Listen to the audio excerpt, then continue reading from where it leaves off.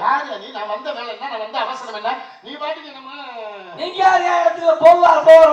இந்த பேய் கோளாறு என்ன பண்ணுவாங்கன்னா, பேய் குடிச்சிருக்கவங்களுக்கு என்ன பண்ணுவாங்கன்னா, இந்த கோவில்ல கூட்டி கொண்டு போய் விபூதி பூசி விடுவாங்க. ஆனா சில ரொம்ப காரசாரமா இருக்கிற பேய்களுக்கெல்லாம் என்ன பண்ணுவாங்கன்னா, விபூதி அள்ளி அப்படி மூச்சில் அடிப்பாங்க பாத்தீங்களா? அந்த மாதிரி ஏதோ பேய் குடிச்சிருக்குன்னு நினைக்கிறேன். 10 மணில இருந்து அடிக்கிறா விலக மாட்டேங்குது. ஏன் இந்த பேய் விலக மாட்டேங்குது? அது இல்ல இப்ப அந்த புதுசா ஒரு பேய் ஒட்டிக்கிட்டு அது புடிச்சு இழுத்துக்கிட்டு இருக்குது பாத்துக்குங்க. அதுதான் முதல்ல அந்த பேயை வரட்டினாக்க இவன் கொஞ்சம் சரியாவான்னு நினைக்கிறேன். அந்த கன்னி பேய் என்ன பேய்? சப்பி எடுக்குது. அதுதான் கேட்கிறேன். அது கன்னி பேயா? மேல அலைஞ்சிட்டு எனக்கு தெரியும் அது கன்னி பேய். நீ நான் நினைச்சுக்கிட்டு இருக்க வேண்டியதான் அது கன்னி பேய்ன்னு. அது எப்பேற்பட்ட பேய்ங்கிறது தெரியுமா? அந்த பேயை வரட்டணும். அது பல இடத்துல பேசிருச்சு. அது எனக்கு தெரியும். பல இடத்துல பேசிருச்சா? புடிச்சிருச்சு பேய் பல இடத்துல பேய்.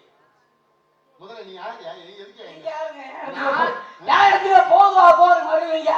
எது உங்க இடம்? இது உங்க இடமா? நிஜமா? இது என் இடமா உங்க இடமா? என்னுடைய இடம். இது எனக்கு உண்டான இடம். நான் மந்திரிட்டு விட்டுருவேன். யார் மந்திரிக்கிறது? மந்திரிச்சு விட்டுருவேன். இல்ல உன்னை பார்த்தாலே அப்படித்தான் தெரியுது. இப்ப நீ மந்திரிச்சு போற மாதிரி தான் தெரியுது. யார் இடத்துல வந்து உங்க இடம்னா சரி, உங்களுக்கு இது எப்படி சொந்தமான இடம்ங்கிறீங்க நீங்க? இது எங்க குலக்கடவுள் குலக்கடவுள் இருக்காருல்ல? என்ன குலக்கடவுளா? குலக்குடல்.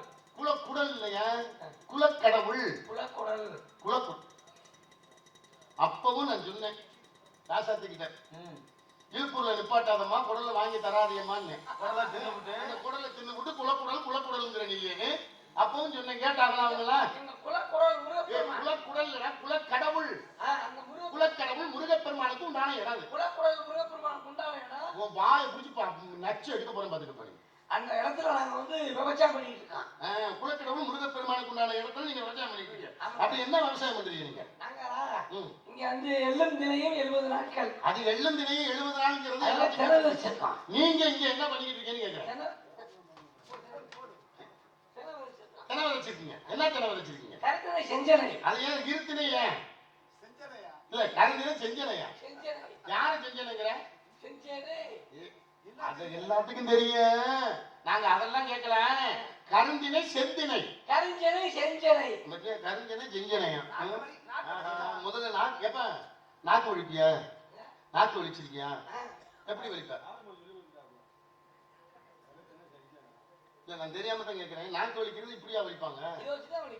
ஆளும் வேலும் பல்லுக்கு உறுதின்னு இருக்காங்க. ஆளுங்குச்சியும் வேளங்குச்சியும் பல்லுக்கு உறுதி. அந்த குச்சியை பல்லு விளக்கிட்டு என்ன பண்ணாங்கன்னா 2ஆக்கு வலிச்சு அந்த குச்சியில இருந்து அப்படி நாக்க வலிக்கிறீங்க. ஏன் நாக்க வலிக்கிறது தெரியுமா? அப்பதான் வந்து கொளராம இல்ல உன் வாயை பார்த்தாக்க நீ வேற இதுல எங்கேயோ கொண்டு நாக்க வலிச்சு போற. வாய் கொளராம பேசணும். நீ வாய் கொளறத பார்த்தாலே நீ வேற எங்கேயோ கொண்டு போய் நாக்க வலிச்சிருக்கிறேன்னு நினைக்கிறேன். ஏன்னா செய்யக்கூடாத இடத்துல நீ நாக்க வலிச்சிருக்க. எங்க இருந்தாங்க? நான் வந்து அதோ தெரியுதுவா? என்ன தெரியுது? வெள்ளி மேடம். மழை தெரியுதா? தெரியல. என்ன சிரிக்கிற? கேட்கிறேன் கேனப்பாரு கேட்பேரு நெய் வலிக்குமா? அங்கெல்லாம் வெள்ளி விட தெரியுது. ஒரே இருட்டா தெரியுது. ஒரு மரம் ஒன்று தெரியுது. கேட்கிறவனுக்கு கேனப்பையில இருந்தா கேட்பையில நெய் வலிக்குதுமா? கேட்பையில நெய் வலியும் தெரியுமா? அப்புறம் என்ன ஒண்ணுமே தெரியல. நிஜமா தெரியல. சத்தியமா தெரியல. உண்மையிலே தெரியல. தெரியல. அப்ப உனக்கு தெரியலன்னா அது நியாயம் தான். யாராரு அண்ணன் முண்டாட்டியை வச்சிருக்காங்களோ அவங்களுக்கு பூரா அந்த மழை தெரியாது. அவனுக்கு தெரியவே தெரியாது. சத்தியமா தெரியாது.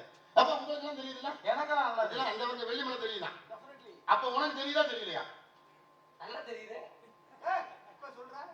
அந்த 2 மலை தெரியுது. ஒரு மலையில இருந்து இன்னொரு மலைக்கு எறும்பு சாரசாரையா போயிட்டு இருக்கு. அதுக்கு முதல்ல மலையே தெரியலையா? இப்ப வெள்ளி மலை கொல்லி மலைன்னு 2 மலை இருக்குது. அந்த மலையில இருந்து இன்னொரு மலைக்கு அந்த எறும்பு போறது முதல் கொண்டு இப்ப தெரியுது. எறும்பு சாரசாரையா போயிட்டு இருக்கு. மாடு எருமை. அது என்ன மாடு எருமை? எருமை மாட்டை பிரிச்சு பேசுறாரு உங்களுக்கு. அப்ப இப்ப உனக்கு வெள்ளி மலை தெரியுது. அப்ப நீ அண்ணன் முண்டாட்டியை வச்சுக்கல. அதனாலதான் உனக்கு தெரியுது. முதல்ல தெரியலன்னா அண்ணன் முண்டாட்டி அப்படி பார்த்திருப்ப இருக்கு. மழை தெரியல உனக்கு. அங்க இருந்து காலையில வேட்டைக்கு பரப்பிட்டேன். அப்படி வேட்டைக்கு பொறுப்பிட்டு வரும் பொழுது இந்த இடத்துல ஒரு அழகான பெண் குட்டி பெண் குட்டி மான் குட்டி. ஆண்மான பெண்மான அதான் பெண் குட்டின்னு சொல்லுங்க. பருவம் அடைந்ததா அடையாதா? பருவம் அடையலன்னா நான் ஏன் தேட போறேன்? குட்டி போட்டதா போடாதா? குட்டி போட்டிருந்தா நான் ஏன் திறக்க போறேன்? குட்டி போட்டிருந்தா ஒண்ணுகிட்ட ஒதுக்கி விட்டு இருப்பேன். எங்க மாடு ஆமா மாடு மாதிரி குட்டி தெரியல. என்ன சொல்றது? மாடுக்கு ஆதார் அட்டை இருக்கா? மாடுக்கு ஆதார் அட்டை அதெல்லாம் இப்ப தேவைப்படுது. எல்லாருக்கும் ஆதார் அட்டை. மாடுக்கு மாதிரி ஆதார் அட்டை தேவைப்படுது. மனுஷங்களுக்கு தான் நாய் பூனை எல்லாத்துக்கும் பா. இப்ப எல்லாத்துக்குமே கொண்டு வர்றீங்க. அப்படி சொல்லுங்க வேகம். இப்ப இந்த மானுக்கு உண்டான ஆதாரம் வேணும். இந்த மான் அழகான மான், பெண் மான், புள்ளி மான், எனது மான், எனக்கு சொந்தமான மான். புள்ளி மான் உங்க சொந்த மான். ஏன் சொந்தமா? அங்க புளிய மான் என்ன புளிய மானா? ஏய் நீ என்ன புளிய மரம் வேப்ப மரம் நின்றே இருக்க? புளிய மான். அட கடவுளே. ஞான பண்டிதா வேலாயுதா யானை தண்டில தர முடியாது. ஞான தண்டில தர முடியாதா? ஏய் ஞான பண்டிதா, ஞான பண்டி உங்க குலக்கடவுளுடைய முருகப்பெருமானுடைய பேர் என்னன்னு தெரியுமா? ஞான பண்டிதன், வேலாயுதன், தண்டாயுதபாணி, பாலமுருகன், குகன், சரவணன், சுப்பிரமணியன், சுப்பையா, இப்படிங்கிற பல பெயர்கள் அவருக்கு உண்டு. உண்டு இல்ல? அதனால ஞான பண்டிதா அப்படின்னு நான் யானை தண்டி தான் கேட்டுச்சு. யானை தண்டி வந்து நான் என்ன பண்றது? அட பாவி மனுஷா, நான் என்ன சொல்றேன்னா இந்த இடத்துல அந்த மான் வந்தது, அந்த மானை தொடர்ச்சி செல்லணும் அப்படிங்கிறதுனால நீங்க என்ன பண்றீங்க? உங்க அப்பா பேரு? எங்க அப்பா பேரு நம்பித்தேவன். அம்மா பேரு நங்கை போகினி. நீங்க நீங்க மட்டும்தான் இருக்கீங்களா இல்ல வேற யாரும் வந்திருக்காங்களா? உள்ள தங்கச்சியோட காதலில காவல் பாக்குறாங்க. உங்க தங்கச்சி பேரு வள்ளி. அட அக்கா மக்கா மாப்பிள. மாப்பிளையா? ஆமா மாப்பிள்ளை. என்னது மாப்பிள்ளை? நீ மாப்பிள, எனக்கு மாப்பிள. அட மாப்பிள சும்மா முறைக்காதே மச்சான் சொன்னா கேளு, என்ன பாக்குற? என்ன எப்படி மாப்பிளங்கிற? நீ உனக்கு தங்கச்சி இருக்குல்ல, அப்ப நீ தங்கச்சி இருந்தா தங்கச்சி இருந்தா அண்ணன் இருந்தா பங்காளியா? அண்ணன் இருந்துச்சுன்னா உன்னை மதிச்சிருக்கவே மாட்டேன். நான் நேரம் வேற பக்கத்துல போயிருப்பேன். உனக்கு தங்கச்சி இருக்கிறதுனாலதான் இவ்வளவு தூரம் சொல்றேன். மாப்பா நீங்க நானும் யாரும் தெரியுமா? நம்ம 2 பேரும் அத்தை மயனும் மாமன் மயனும். ஏ அத்தை மயனும் மாமன் மயனும் தானா? நீ எனக்கு மச்சினே. உள்ள விட்டுருமா? பகுதி பார் வருமா?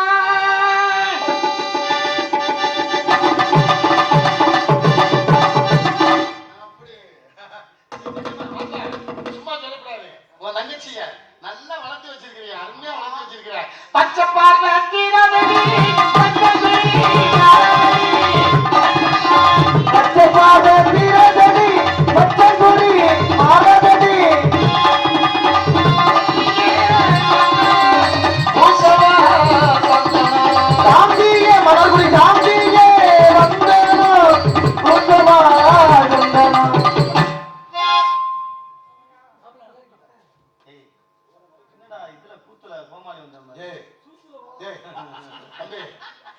சூத்துல கோமாளி தான் இப்படி வந்துட்டு நீ எங்க இந்த பாடு விட்டுட்டு இருக்கிற? நீ கொண்டாந்து விட்டுட்டியல்ல, நீ போ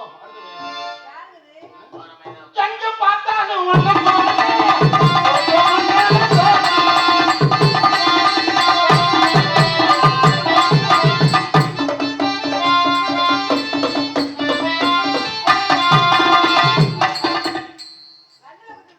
இந்த ஊர்ல சாமி ஆடுவாங்க தெரியுமா? அது மாதிரி இவனுக்கும் ஒரு சாமி வந்துருச்சு.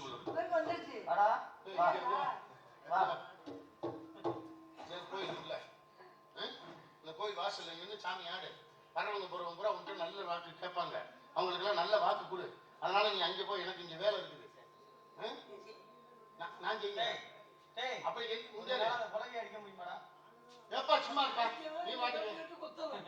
ஒரு சின்ன விஷயம் தெரியுமா? இந்த தானும் படுக்கிறது இல்ல, தள்ளியும் படுக்கிறது இல்ல. முழு தேங்காயா நாய் உருட்டின கதையா? இவனும் எதுவும் செய்யறது இல்ல, செய்யறவங்களுக்கு செய்ய விடுறது இல்ல. ஏன் இந்த உனக்கு இந்த குழப்பம் ஏன்னு கேக்குறேன். உனக்கு தேவையான்னு கேக்குறேன். உனக்கு இந்த குழப்பம் மட்டும்தான் இல்ல, நிறைய பேர் அப்படித்தான் இருக்காங்க. இல்ல அதைத்தான் கேக்குறேன். ஏன் உனக்கு இந்த குழப்பம்னு கேக்குறேன். பேசாம கேளு, ஒன்னே ஒண்ணு கேளு. நீ அந்த விளையாட மட்டும் அங்க போ, இங்க வா, அதோட விட்டுரு. உன் பழக்க வழக்கமே சரியில்லை. எங்க போனாலும் ஒன்ன தேடி ஆசை பின்னால போகும்.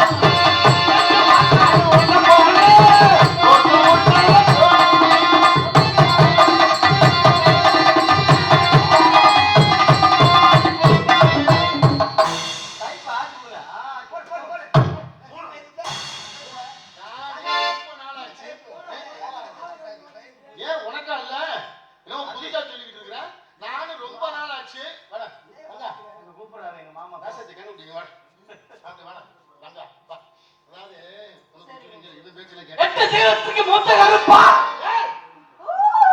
யார் அடுத்த முன்னாடி மேல கை வைக்கிறாரோ அடுத்த முன்னாடி மேல கை வைக்கப்படாது. ஏன் முன்னாடி மேல கை வைக்கலாம்? அது ஏன் முன்னாடி புருஷன் யாரு? ஆனா மானம் கட்ட வேண்டாம் நீ. இப்படி மானம் இல்லாம தெரியலாம் சாந்தி, என்ன மல்லி சாந்தி.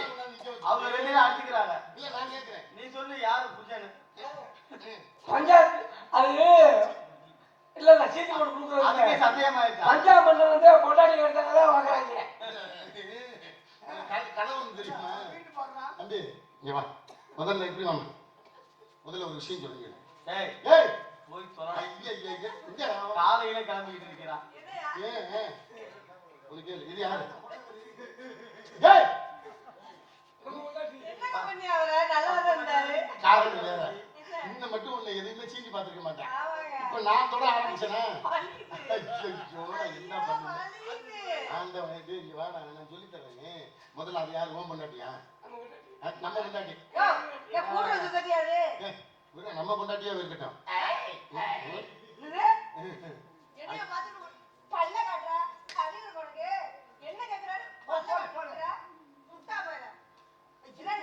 இப்ப நான் நம்புறேன்டா சத்தியமா இது உன் பொண்டாட்டி தான் இல்ல இல்ல இப்ப இது இப்ப நம்ம முன்னாடி இல்ல இல்ல என்ன என்ன இருக்கு நான் நம்ம பொண்டாட்டி எனக்கு வேண்டாம் இல்ல நீ அடி வாங்கும் போது நான் தெரிஞ்சுக்கிட்டேன் நீ கண்டிப்பா அந்த பிள்ளையோட நீ புருஷனா தான் இருப்ப எவன் ஒருத்தன் அடி வாங்குறானோ நிச்சயமா அவன் புருஷன்காரனா தான் இருப்பான் ஆமா நிஜமா இப்ப நான் நம்புறேன் அதாவது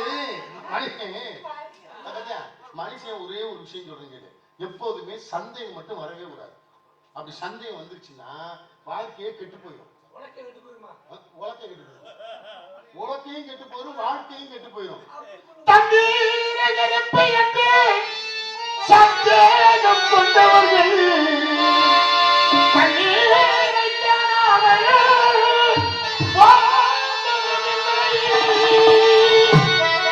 அவர்கள் சாய்ந்ததுமில்லை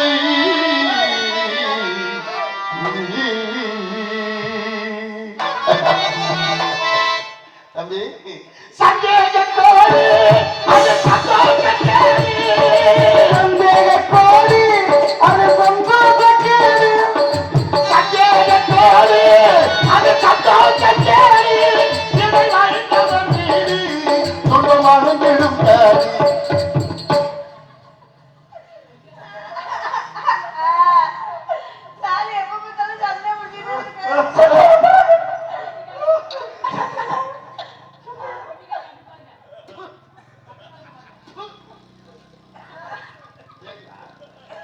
எங்களுக்கு அதே நிலைமைதான்.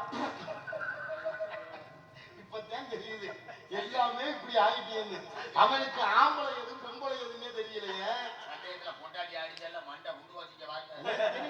நான் உன்னை பத்தி தான் முதல்ல ஒரு கதை சொன்னேன் அது அவ்வளவு நேரம் நீ கவனிக்காம இருந்திருக்கேன் அதுதான் உள்ள போயிட்டுக்கா அப்படிங்கிறதுனால தம்பி சந்தேகப்படக்கூடாது போயிட்டு போகுது இது என் தங்கச்சி தானே வாடா நல்ல ரசத்தை சண்டை போடுறானா நீ பேசாம விட்டு அவன் சண்டை போடுறான்ல அவன் ஏய் முதல்ல நிம்ம நான் என் பிள்ளை நான் கூட்டிட்டு போறேன்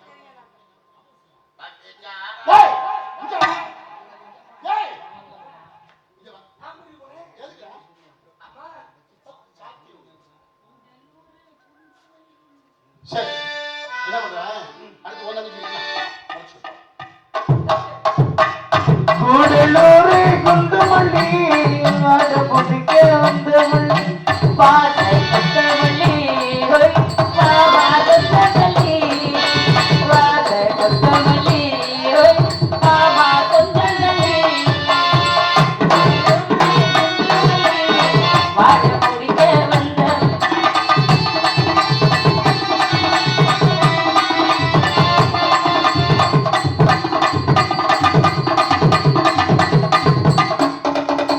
மாங்கா மரத்து மாங்கா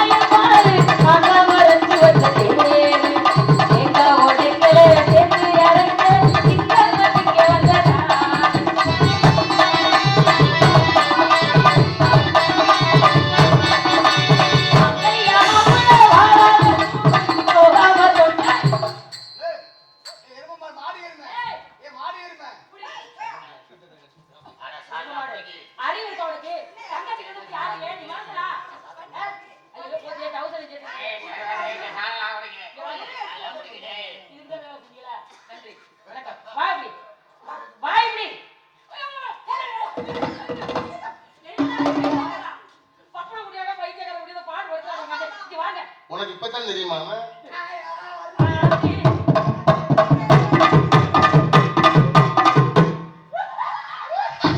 எங்கே செல்லும் இந்த பாதை யாரோ என்னை அறிவாரோ காலம் சொன்ன நான் பார்த்த பைத்தியக்காரே எங்கே செல்லும் இந்த பாதை யாரோ யாரோ அறிவாரோ அப்படியே கோட்டை கருப்பா அப்படியே கருப்பா. ஐயோ பாவம் யார் பெத்த பிள்ளையோ தெரியலையே.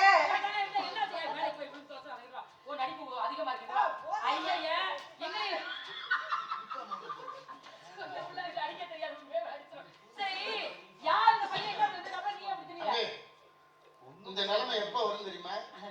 எல்லாம் விட்டுட்டு போனவனே கடைசியில வரும் பாரு ஒரு நிலைமை. அது மாதிரி இந்த நிலைமை. உனக்கு தான் ஆள் இருக்கும்போது நீ ஏன் இந்த நிலைமைக்கு வர்ற? என்ன பிரச்சனை? நீ கிடந்து இப்படி அலையாத கருமம். கொஞ்சம் வெக்கம் இருக்கா உனக்கு? எங்க அப்பாவுக்கு பிள்ளைய ராசிருக்கா பாரு. எங்க அப்பா தானே கிடைச்சது. அவருக்கு புள்ளா பிறந்து இப்படி தெரியுது. அவர் பிள்ளையா வந்து எப்படி எல்லாம் இருக்கா நீ? நான் 10 20 தாண்டி போயிட்டேன். யாரு? எனக்கு தெரியும். ஆனா எங்க அப்பா போய் குறை சொல்ற பத்தியா நீ? அண்ணே அண்ணே அண்ணே வீரத்தேவா வாங்க. யார் வரி இருக்கா அந்த வரி என்ன இருக்கு? அது எதுக்கு இருக்காரு? மானி கிட்ட குடிய கட்டவங்க வர. இங்க என்னண்ணே இங்க வா. அது பிள்ளை என்ன கேளு. இங்க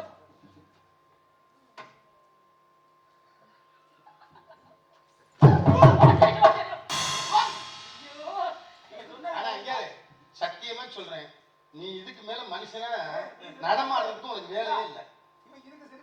அண்ணே தங்கச்சி நான் இருக்கேன் இங்க வா. நான் கேக்குறேன் எதுவா இருந்தாலும். என்னப்பா அப்படி? ஐயோ கையில் எடுக்க போயிட்டான். நல்ல இந்த மனுஷன், பிள்ளை இப்படி பைத்தியம் ஆக்கிட்டீங்களே. வரையில நல்லா தானே வந்தாரு. நல்ல மனுஷன். ஒரு பெண்ணு நம்மளை விட்டு போறான்னா அண்ணே இதுக்கு மேல தேவையில்லை. என்னப்பா இதுக்கு மேல தேவையில்லை. இப்படி என்ன? கொடுத்தா. நானே எதுக்கு? எதுக்குண்ணே? அந்த சண்டை மாமா தேவையில்லை. சரிண்ணே.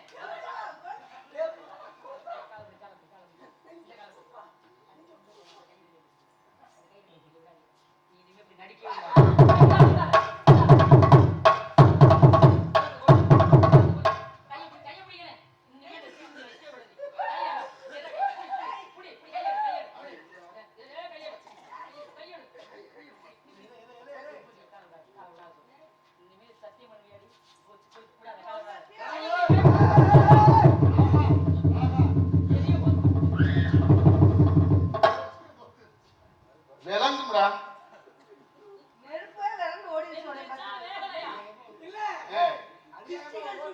இல்ல காரணம் வேற.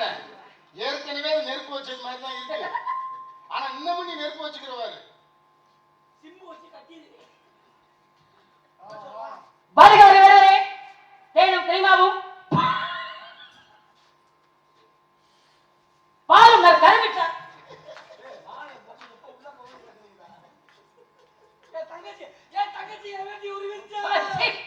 தேனும் தெரியுமாவும் பாலும் கருமிட்டாரும் உயர் தமிழ் வாழ்கிறது என்று கோலாக கொண்ட குறிஞ்சிக்கு வருகின்ற நண்பர்களே வருக.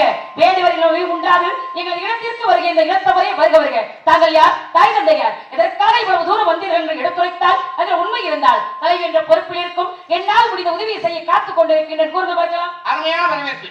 இப்படித்தான் வரவேற்க வேண்டும் என்ற முறையில் அருமையான முறையில் வரவேற்றீர்கள். ஏனென்றால் எந்த குழந்தையும் நல்ல குழந்தை தான் அன்னையில் பிறக்கையிலே அவர் நல்லவராவதும் தீயவராவதும் அன்னை வளர்ப்பதில்லை அப்படின்னு இருக்காங்க. அது மாதிரி உங்களை பார்க்கும் பொழுது நிச்சயமாக உங்களுடைய தாய் தந்தையர் உங்களை உண்மையிலேயே நல்லபடியா வளர்த்திருக்காங்க. ஏன்னு கேட்டா எப்பேற்பட்டவங்க வந்தாலும் நம்ம நாட்டுக்கு நம்ம வீட்டுக்கு ஒரு விரோதியே வந்தாலும் வந்தவங்களை வரவேற்கணும். அந்த மாதிரி ஒரு பண்புடன் உங்களை வளர்த்திருக்காங்க. அதனால உண்மையிலேயே நான் பெருமகிழ்ச்சி அடைகிறேன். என்ன யாருன்னு நீங்க கேட்டதுக்கு இதோ என்னுடைய பதில். அதோ தெரிகிறது பாருங்கள் வெள்ளிமலை. அந்த வெள்ளிமலையிலிருந்து இன்று காலை எனது தாயின் பெயர் பார்வதி வெடுவச்சி, எனது தந்தையார் பெயர் சிவவேடுவன். இவர்கள் இருவர்களுக்கு நான் செல்ல மகன். அப்பேற்பட்ட நான் எனது தாய் தந்தையரிடம் இன்று காலையில் அதிகாலை எழுந்து அவர்களிடம் ஆசீர்வாதம் பெற்று இன்று வேட்டைக்கு புறப்பட்டு வரும் வழியில் இந்த இடத்திற்கு வரும் பொழுது அழகான குட்டிமான், அழகான பெட்டைமான், எனக்கு சொந்தமான், எனது மான் இந்த இடத்தில் நின்று கொண்டிருந்தது. அந்த மானை கைப்பிடியாக பிடிக்க வேண்டும் என்ற நோக்கத்தோடு அதை பிடிக்க செல்லும் பொழுது அந்த மான் என்னை பார்த்து மறந்து உங்கள் திரைப்படத்தில் புகுந்து விட்டது.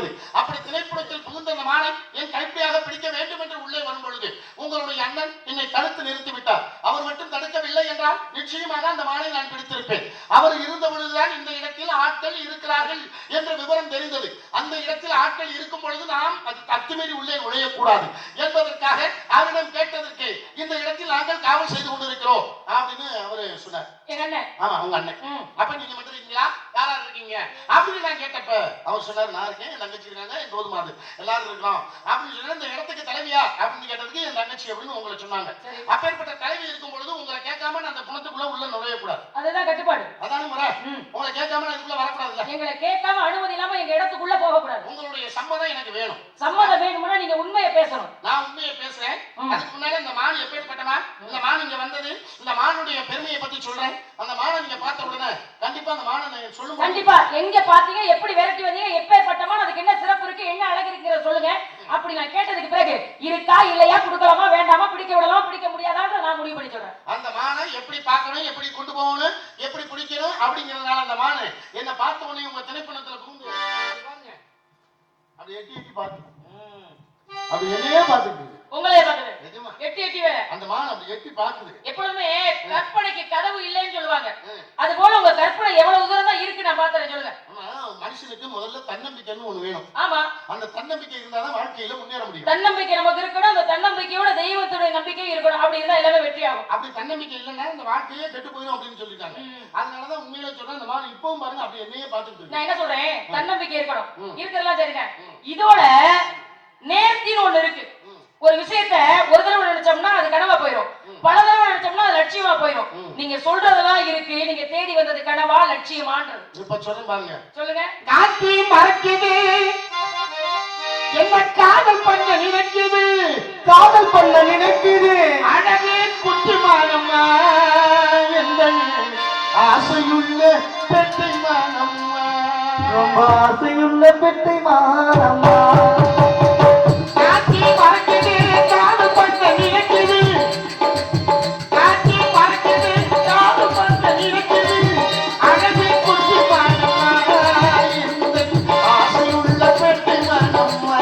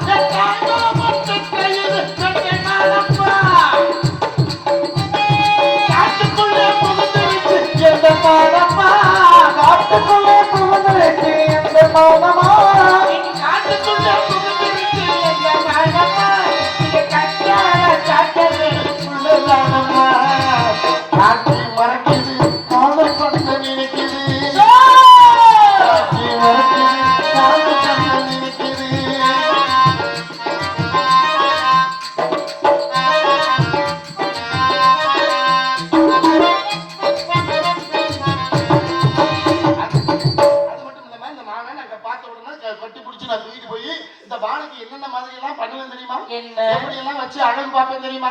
என்ன சொல்லுங்க. பொண்ணும் பொருளும் போட்டு பார்த்து அழகு பார்ப்பேன், அதை பொக்கிஷமா பார்த்து பார்த்து காதல் செய்வேன்.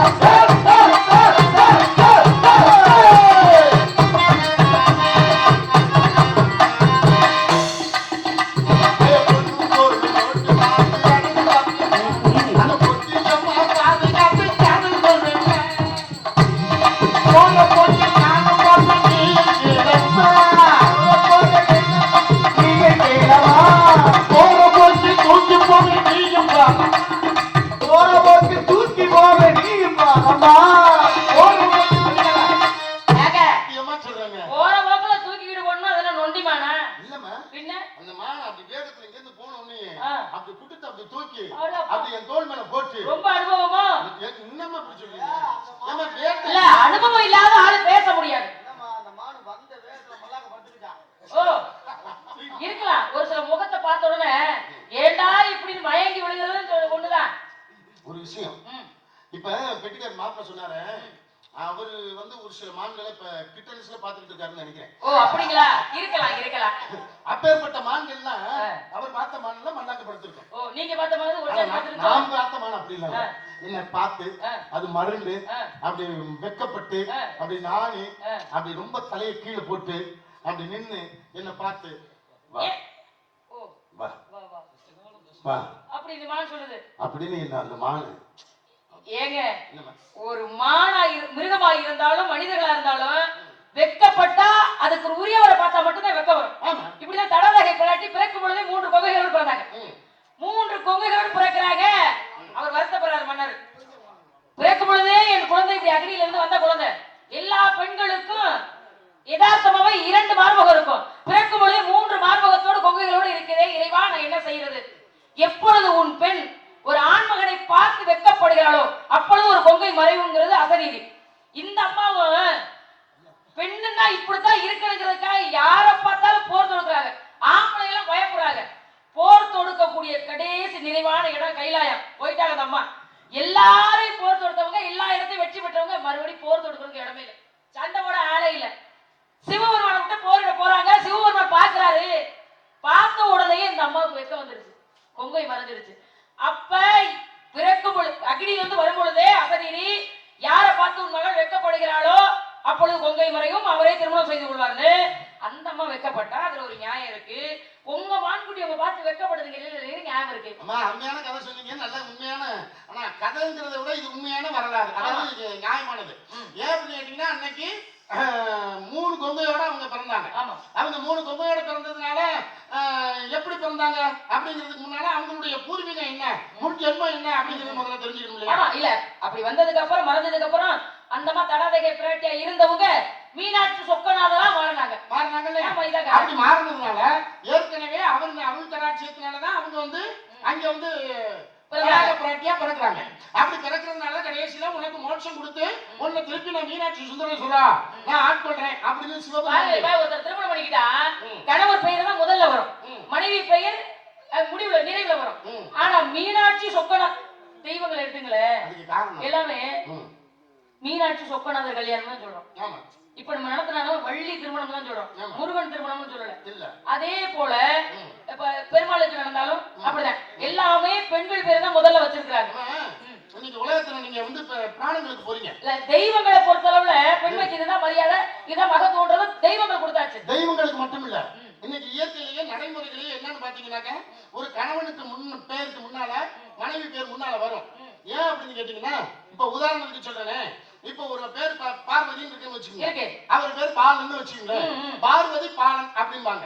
பார்வதி பாலன் அப்படின்னாக்க அந்த பாலனுடைய மனைவிதான் பார்வதி அப்படிங்கிறது இயற்கையா போயிடும். ஆனா பாலன் பார்வதினு போட்டா அந்த பார்வதியோட பொண்டாட்டி தான் பாலன் அப்படிங்கிற மாதிரி ஆகி போயிடும். அதனாலதான் என்னைக்குமே மனைவிக்கு முக்கியத்துவம் கொடுக்கணும் அப்படிங்கிறதுனாலதான் மனைவி பேரை முன்னால போடுறோம். இல்ல இறைவனை ஏத்துக்கிறாரு, சில மனிதர்கள் ஏத்துக்க முடியல. பாருங்களே, மூவேந்தர் ஆண்ட நாடுன்னு சொல்றோம். மூவேந்தர் ஆண்ட நாட்டுல ராஜராஜ சோழன் காலத்திலேயே மனைவி பெயர் தான் முன்னால இருந்திருக்கு. அதுக்கு பிறகுதான் மாத்தி இருக்கிறாங்க. ஆண்கள் மட்டும் அங்க அரசாட்சி புரியல, பெண்கள் இருந்திருக்காங்க. அப்பவே இருந்திருக்கு. அதுக்கப்புறம் மாறி வந்திருக்கு நிறைய விஷயங்கள். குடும்பத்திலே எவ்வளவு விஷயங்களை மாத்த வேண்டியது இருக்குது. நாட்டுக்குள்ள போனோம்னா மாத்த முடியாது, நம்மளால தனிப்பட்ட ஒரு நபரால முடியாது.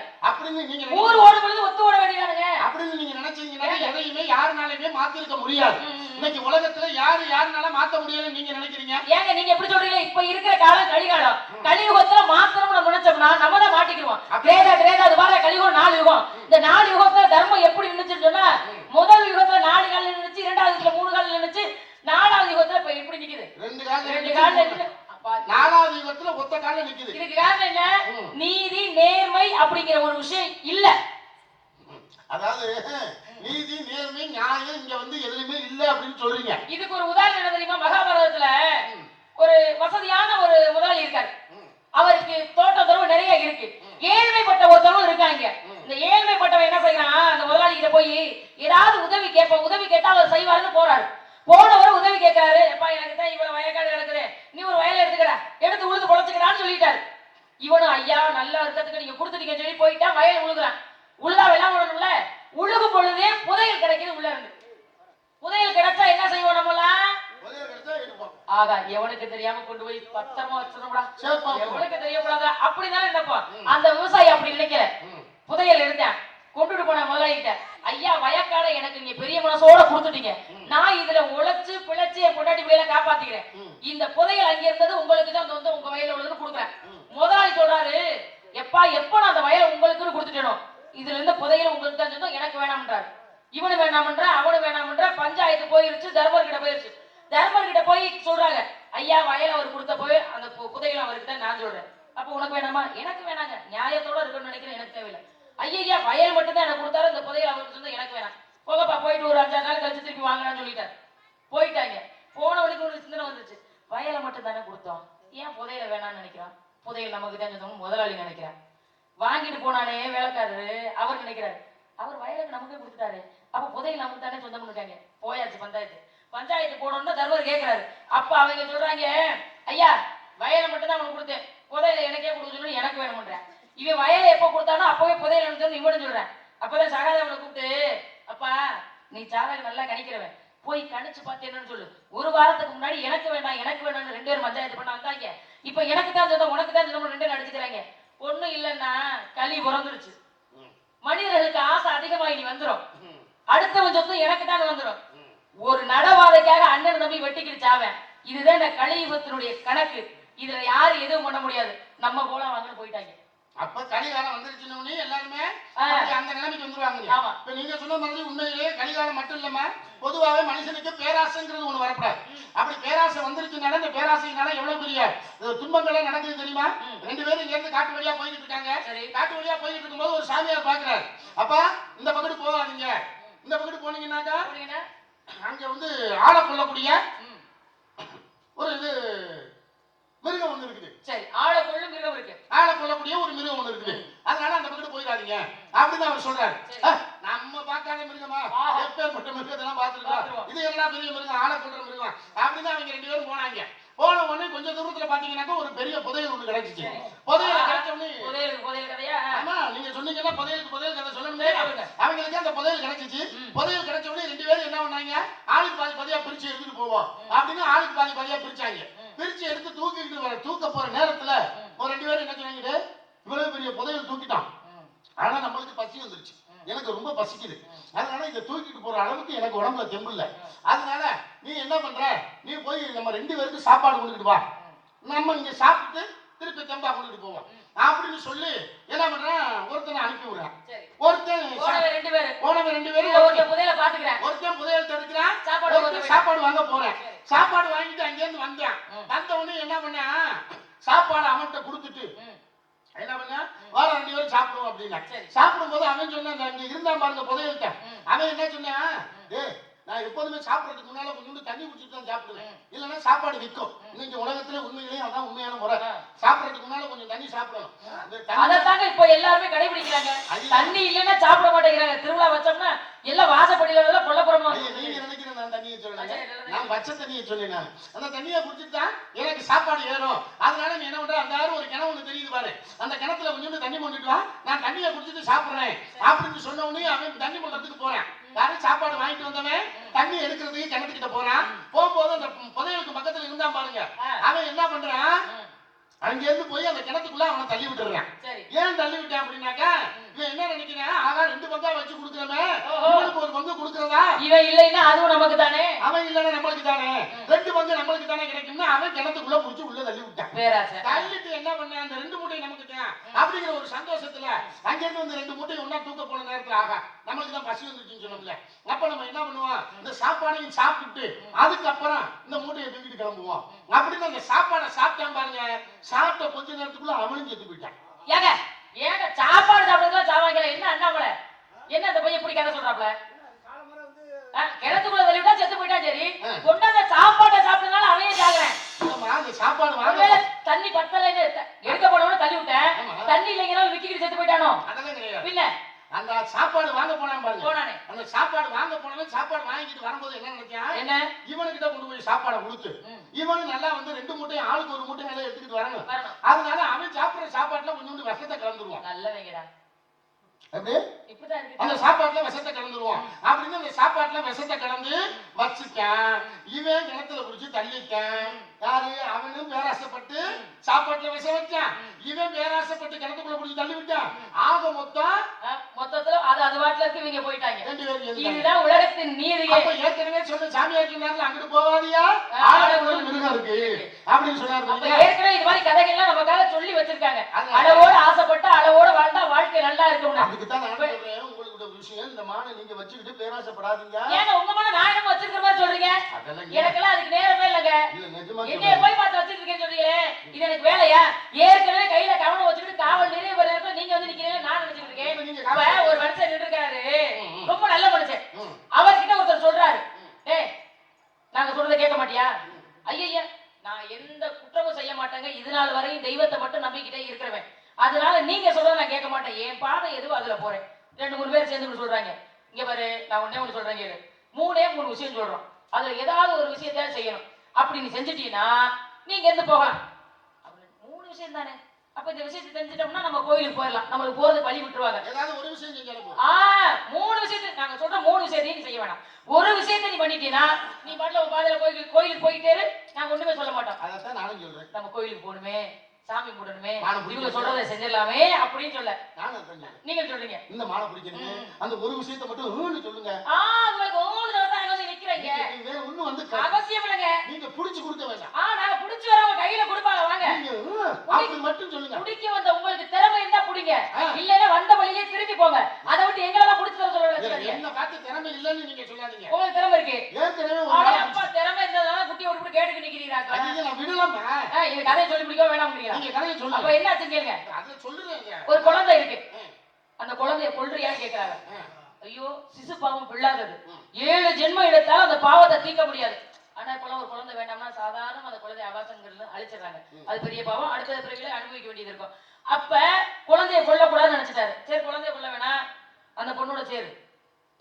ஐயா பெண்ணை நான் திரும்பி கூட பார்க்க மாட்டாங்க, நான் இறை பக்தியில சிறந்தவன், அதனால அந்த பொம்பளை பிள்ளைய நான் தொட மாட்டேன்னு சொல்லிட்டேன். எனக்கு பெண்ணாசை கிடையாது. பெண்ணாசை இல்ல, குழந்தையும் கொல்ல மாட்டேன்ட்டேன்.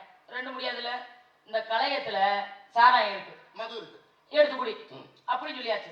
பிள்ளைய கொண்டா பாவம், அது இன்னொருத்தன் கொண்டாட்டி அவளை தொட்டாலும் பாவம், அதுக்கு இதே குடிச்சிடலாமேன்னு முடிவு பண்ணிட்டேன். எவ்வளவு தங்கம் குடிச்சு பாருங்க, எவ்வளவு நல்ல மனுஷன் பாருங்க. உண்மையில நல்லது தானே. குடிச்சிட்டேன், ஒரு களையத்தையும் குடிச்சோன்னா பிள்ளைக்கு நிக்க முடியல, போதும் அதிகமாயிட்டு, அது தலைக்கு ஏறணும்னா பொம்பளைய தேடுது. பொம்பளைய தேடி போறேன், பொம்பளைய தேடி போனோம்னா இந்த புள்ள போய் அம்மான்னு கட்டி பிடிக்குது. பார்த்தேன் புள்ள தாங்க இறந்தாரு, புள்ளைய தூக்கி எறிஞ்சா புள்ள அடிபட்டு கீழே விழுந்து இறந்துருச்சு. பொம்பளையும் எடுத்து விட்டேன். ஒரு விஷயம் என்ன பண்ணுச்சு, பொண்ணை தொட்டா பாவம்னு நினைச்சேன், புள்ளைய கொண்டா பாவம்னு நினைச்சேன். இதுக்கு ஒரே ஒரு சாராயம் தானே குடிக்கலாம்னு நினைச்சேன், சாராயம் குடிச்சதுனால பொம்பளையும் எடுத்து விட்டேன், புள்ளையும் கொண்டு விட்டேன், சாராயம் குடிச்சுட்டா முடிஞ்சு வச்சா.